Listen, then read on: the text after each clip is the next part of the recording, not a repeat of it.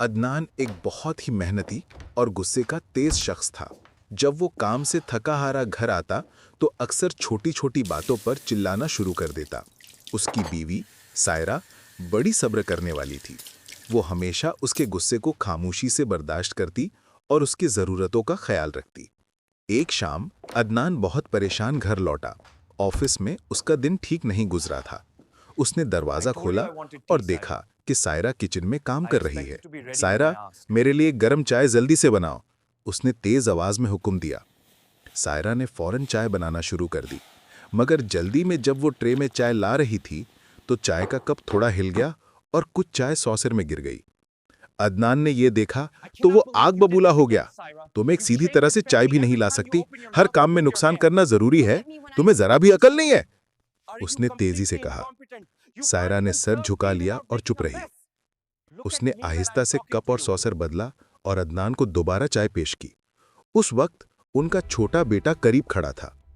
उसने अपने बाप से मासूमियत से पूछा, पापा, अम्मी ने तो चुपचाप चाय ले आई, फिर आप इतना गुस्सा क्यों कर रहे थे? अदनान ने अपने बेटे को देखा, फिर उसकी नजर सायरा पर पड़ी, जो अब भी खामोशी से वापस किचन की तरफ जा रही थी। उस पल अदनान को अपनी गलती का एहसास हुआ। उसको याद आया कि वो कितना थका हुआ है, मगर सायरा भी दिन भर कितना काम करती है। उसने एक छोटी सी गलती पर कितनी सख्त बात कह दी। उसने फौरन सायरा को वापस बुलाया। सायरा रुको, उसने नरम आवाज में कहा, मुझे माफ कर दो, मैं दिन की थकान और गुस्से में हद से गुजर गया।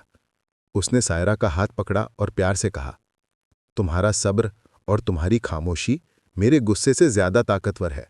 तुम रोज मेरे लिए इतना कुछ करती हो और मैं एक छोटी सी गलती पर तुम्हारी बेइज्जती कर बैठा। तुम इस घर की रूह हो और तुम्हारा एहतराम मेरी जिम्मेदारी है। आज से मैं तुम्हारी हमेशा इज्जत करूंगा। सायरा की आंखों में नमी आ गई। उसने मुस्कुराकर सर हिला दिया। उस दिन के बाद अदनान ने सिर्फ चाय ही नहीं, बल्कि अपनी बीवी का हर छोटा काम और उसका जज्बा देखना शुरू कर दिया, और उसकी जिंदगी में सुकून वापस लौट आया। गुस्सा और थकान आपको ये भुला देते हैं कि आपके सामने कौन है। अपनी बीवी की खामोशी और सब्र को उसकी कमजोरी नहीं, बल्कि आपके लिए उसकी मोहब्बत और इज्जत समझें।